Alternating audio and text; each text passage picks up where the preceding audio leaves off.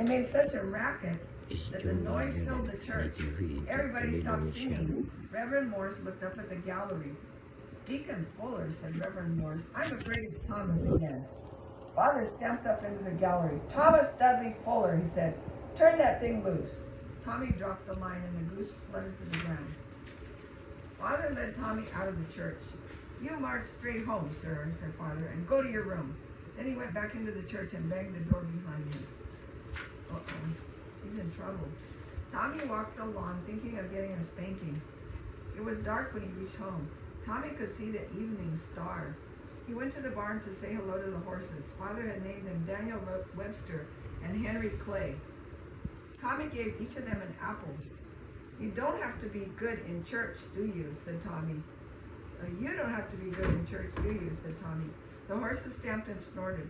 Tommy saw the hay wagon piled high with hay. He wanted to jump from the hayloft down into all that hay in the wagon. So he climbed up into the loft. Hi, Daniel Webster. Hi, Henry Clay. Look at me, he hollered. Then he jumped into the hay wagon. Two hens squawked. Something in the dim loft said, ah! It sounded like a baby crying. Who's there? Said Tommy. Daniel Webster stamped his hoof.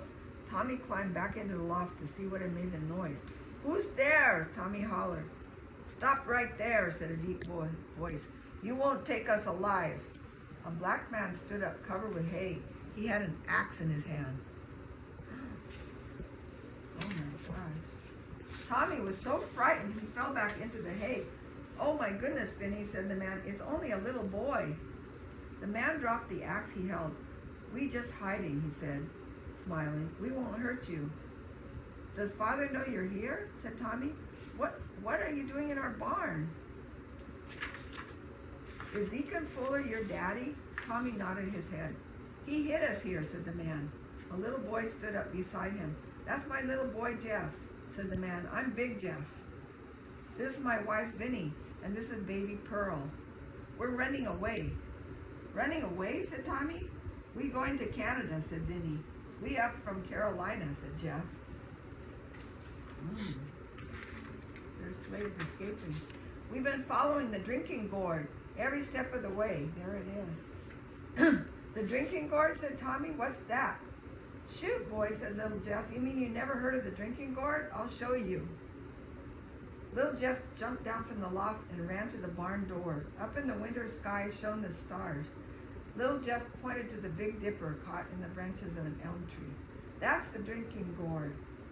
No, that's the Big Dipper, said Tommy. The same thing, said little Jeff.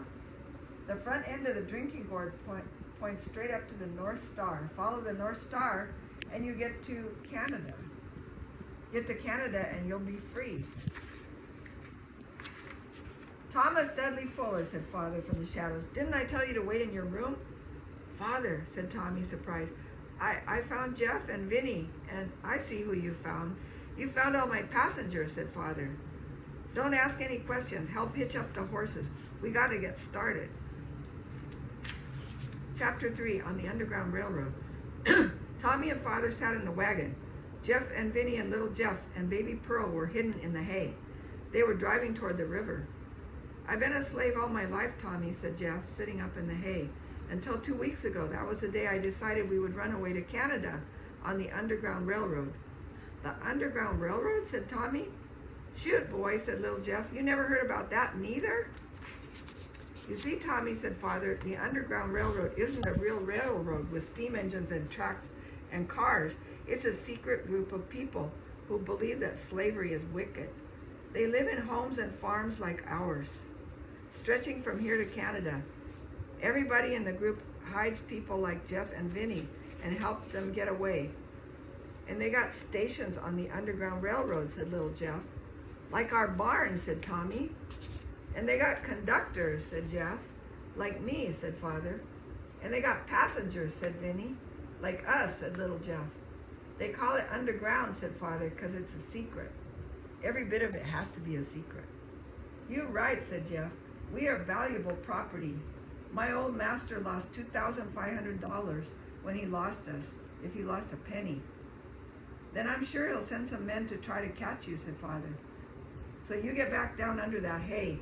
Nobody's gonna catch me, said Jeff, as long as I got my axe. Then Jeff and Vinny and little Jeff and baby Pearl all hid from sight.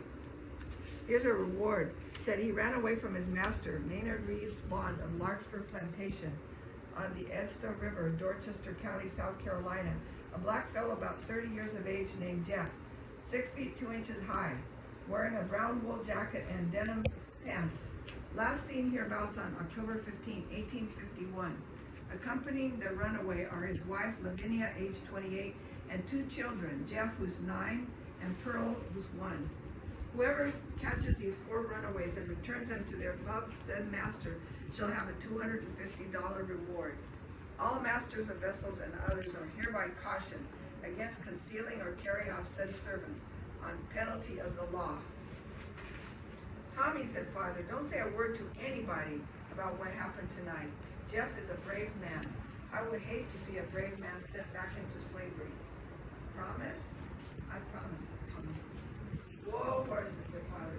This is the end of the line. I have It is Anita reading to her grandchildren here in Downey, California, June 11th, 2020.